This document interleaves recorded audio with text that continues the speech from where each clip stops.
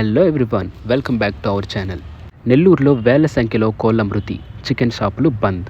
ఏపీలో bird flu పంజా, అప్రమత్తమైన అధికారులు. ప్రజలకు కీలక సూచనలు. 3 నెలల పాటు ప్రజలు చికెన్ తినకపోవటమే మంచిదని సూచనలు. కృష్ణా, గోదావరి, నెల్లూరు జిల్లాల ప్రజలకు అప్రమత్తంగా ఉండాలని సూచనలు. ఏపీలో బర్డ్ ఫ్లూ కలకలం రేపుతుంది. విజయవాడలో పెద్ద సంఖ్యలో కోళ్లు చనిపోతున్నాయి. కృష్ణా, గోదావరి, నెల్లూరు జిల్లాల్లో ఉండే వాళ్ళ ప్రజలకు అప్రమత్తంగా ఉండాలని సూచనలు ఇస్తున్నారు. కోళ్ల మృతికి బర్డ్ ఫ్లూ కారణమని నిర్ధారణతో ఏపీ ప్రభుత్వం అలర్ట్ అయింది. రాష్ట్ర వ్యాప్తంగా 721 ర్యాపిడ్ రెస్పాన్స్ టీం ఏర్పాటు చేశారు అధికారులు.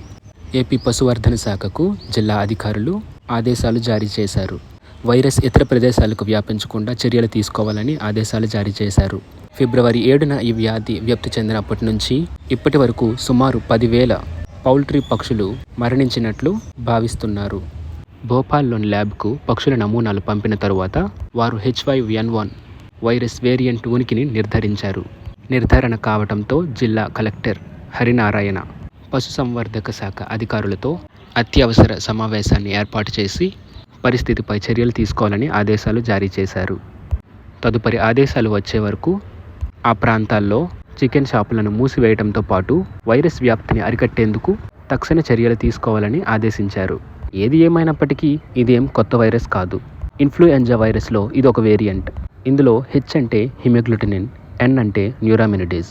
ఇవి ఆ వైరస్లో ఉన్న యాంటీజెన్ని తీసుకొస్తాయి. ఇందులో ఒక్కో వేరియంట్‌కైనా అంటే 1 నుంచి ఇది మ్యూటేట్ అయ్యి మనుషులకు కూడా వచ్చే అవకాశం ఉంది. 9 ప్రజలు కూడా అప్రమత్తంగా ఉండాలి. జెనెటికల్ షిఫ్ట్ మరియు మళ్ళీ అప్డేట్ రాగానే మీకు H5N1, H2, N3 ఇలా ఒక్కో వేరియంట్ ఒక్కో